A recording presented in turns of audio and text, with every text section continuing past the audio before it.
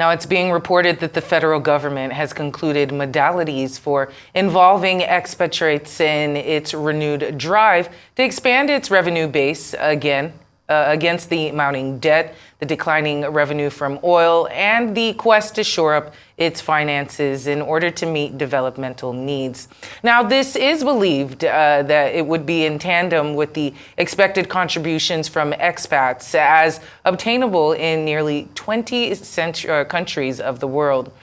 This is also geared at consolidating the drive towards the ease of doing business initiative, initiated by the Minister of Interior through its Nigerian Immigration Services, also in collaboration with the Federal Ministries of Finance and National Planning and related agencies. The initiative is expected to fetch the government between $1.5 billion and $2 billion annually. We have public policy and legislative analyst Chibuzor Okereke joining us now to explain more of these details and exactly how we can see that $2 to $1.5 billion into our coffers annually. Thank you so much for joining me today, Chibuzor. Thank you. Good afternoon. Good afternoon. And for those who might not be as economically well-versed or don't know too much about exactly how these things work, can you explain to us exactly what this deal is about and how these expats can help Nigeria's bottom line?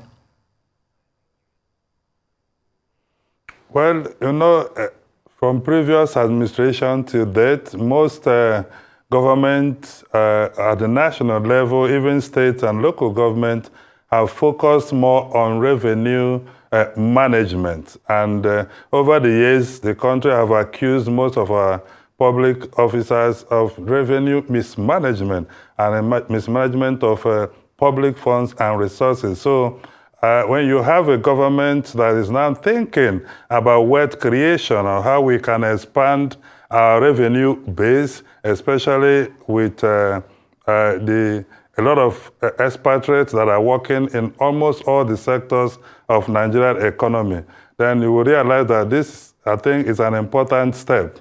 However, we need to look at the policy design more appropriately, because I understand, of course, diplomatic officers and other people at that cadre are excluded, but those within the manufacturing sector and other sectors of the economy are a part of it. We have to know that our local content act and local content policy and even executive presidential orders on local content are very critical in this.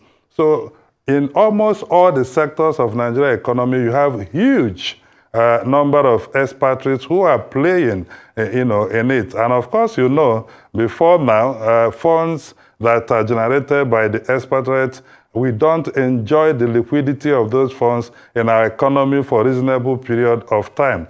So with this policy design, when the whole details is out there, it will help for Nigeria to grow the non-oil revenue sector, particularly through exchange of technology transfer, public-private sector partnership, and other policy trust around this particular, policy design. Yeah. What could be the challenges to getting this policy design off the ground? I mean, it seems that the expats are fine with remitting money to their individuals in their local country or even where they're working. And it's also clear that Nigeria needs the money. So what could be the challenges to getting this off the ground? Well, you see, because we have not been focusing on this for a while, there are already a lot of gaps. If you look at most of the people that are profiled as expatriates in the country, if you dig deep, you may discover that they exist in the realms of minted expats. And we have a lot of foreigners also that are working in our system. So yes, it's a new policy that is coming up. One thing about new policies, especially in an economy like Nigeria, where focus has not been on this aspect, of our revenue a generation is that there will be a reaction and feedback. And policy tends to respect political and operational feasibility. So if you look at the agencies of government who are collaborating to do this, you'll discover that it's at the highest level. The Ministry of Interior, the National Planning, the Ministry of Finance, and of course it will have the backing of the presidency. And therefore, as I always advocate, it's important to explain policy trust, elements of policy. What are those operational hitches we may have? Of course, it's a pushback from people who used to repatriate their monies fully, and right now we're working with them to ensure that aspects of their businesses and profits that are being made, or funds that are being invested, that Nigeria gain maximally from it as part of the effort to grow the non-oil sector. So naturally, there will be hitches, there will be pushback, but again, when the policy details are out and is explained properly and how it can help the country, most of them, because of the nature of businesses they do and the kind of how it can also impact their business environment. Because if you don't have security in the business environment, if you don't have some of the ease of doing business policies that have been put forward to help them to thrive, they will also face challenges in expanding and growing in their business. So I think there is mutually beneficial for both the country and the foreigners to understand why we need to do this at this time. However, every particular detail of it will be out there and will properly receive the critique of both the public and those affected. Yeah.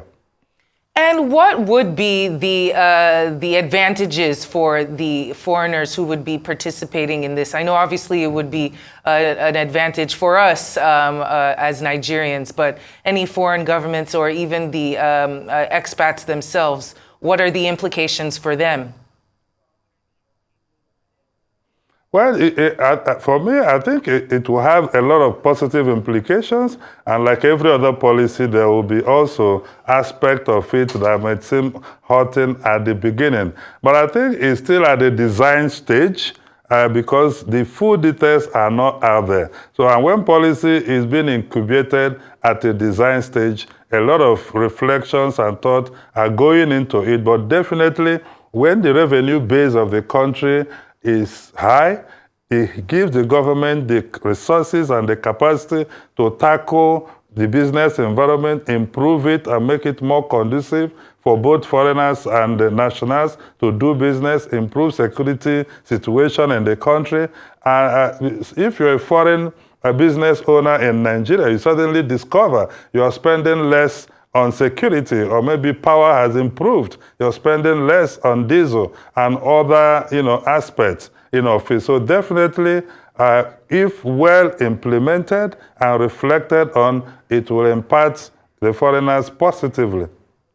And just for a 360 look at this policy, would you say that there would be any groups that might challenge or oppose this particular deal as created or about to be created? Well, it's about multi-stakeholder engagement. Ours is a democratic setting. Anybody is free to critique a policy of government. But what is interesting is that we're looking at revenue, wealth creation, growing our revenue, technology transfer, a partnership that works. But also, as I've stated, it's important to profile most of the people who are classified as, expatriate, because minted expatriate exists in Nigeria. And that is one aspect we need to solve, even in pushing to implement this. So if people push back, it's about explaining the policy trust to them, and its policy instrument has dynamic character. If there are aspects of it that could hurt the economy or hurt relationships, we can go, the government and of course the expatriates will go on a policy dialogue to look at how it will work, because yes, we're asking for foreign investment to come. Yes, you need the ease of doing business environment to be conducive, but again, Nigeria need to benefit maximally from this investment, and I think that is part of the reason this particular policy is being put forward.